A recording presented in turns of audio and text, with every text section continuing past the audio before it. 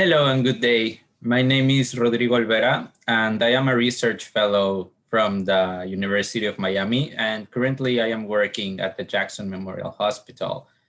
The title of my research work is COVID-19 Pandemic Acute Care Surgery Practice Survey Results from the Pan American Trauma Society International Trauma Telegram Rounds.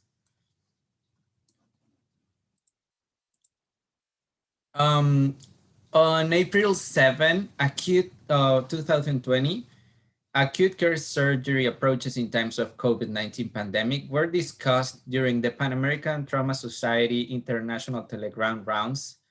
A live audience survey with participating surgeons was performed. And well, we discussed about geographic disease prevalence, the management of acute care, critical care in specific scenarios, and the changes in policies. The goal was to discuss the findings and changes in surgical practice patterns during the times of COVID. Um, for material and methods, a live audience survey among surgeons was conducted. The platform we used was Zoom meetings. 3 clinical cases were presented and discussed. And what we collected was epidemiological data, prevalence in surgical patients, and treatment scenarios of patients. The data was analyzed using Excel software. All right, for demographic results, we had 91 surgeons attending this meeting. 46% of them participated in the survey with an overall response of 51%. As you can see, most of them were from North and South America. And well, most of the participants were from the United States of America, but we had participants from many, many countries in most of the continents. All right. For epidemiology, the average inpatient census of COVID positive patients at hospital reported from the surgeons who participated was 50 plus minus 39 in a range from 1 to 100. 36% of surgeons said that they were participating in hospitals with more than 80 COVID positive patients.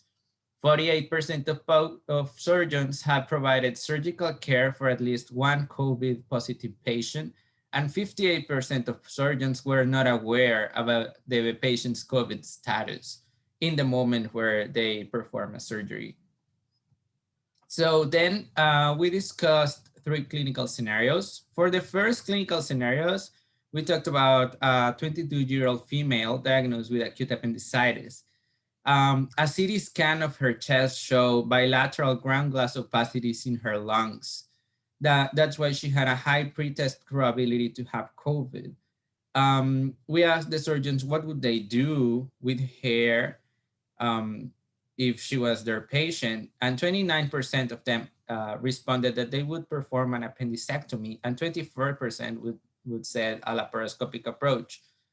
But now we saw the tendency that 12% said they would only give antibiotics due to the COVID exposure. Then we had another case about a 57-year-old male patient with ileocolic intussusception as diagnosis. Although a symptomatic preoperative COVID test, RT-PCR, resulted positive. So we asked them, in the absence of peritonitis, acidosis, or obstruction, what would you do? 58% said they would defer surgery and give just comfort care measures until the COVID status turned negative. And 16% said they would perform an hemicolectomy. Then, given the same situation, but in this case, the patient worsens and requires emergent surgical intervention, what would they do?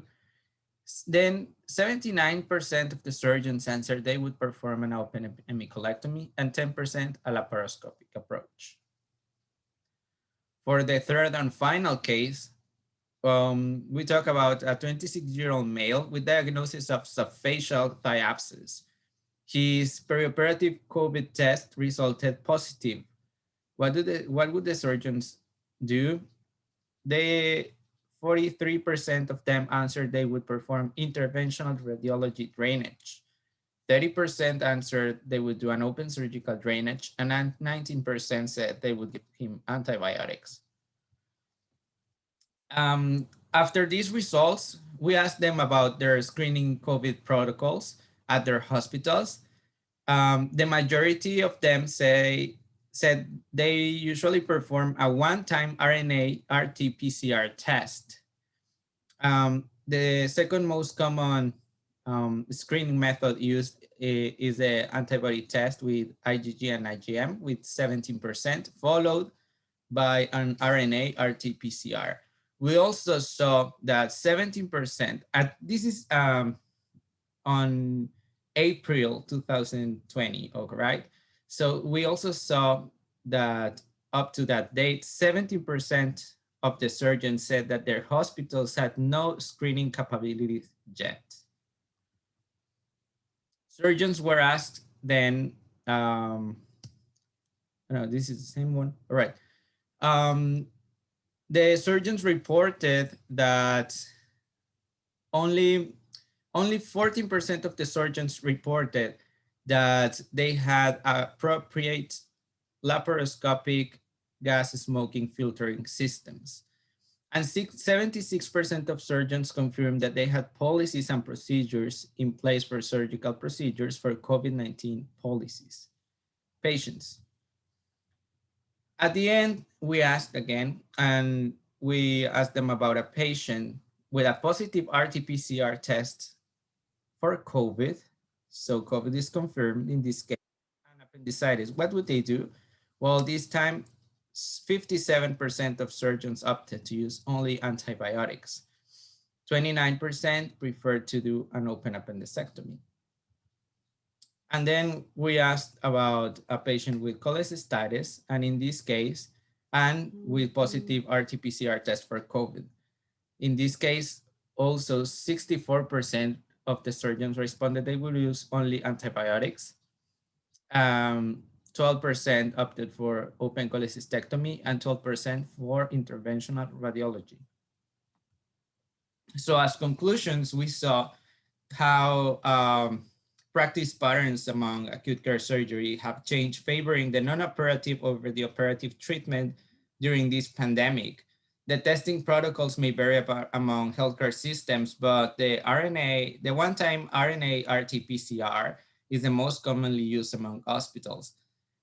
In hospitals with no screening capacities, the diagnosis has been established based on clinical history and image study based on the answers of the doctors. And well, management of acute care surgery patients, policies, and procedures will continue to evolve during the COVID-19 pandemic. Well, this is the bibliography.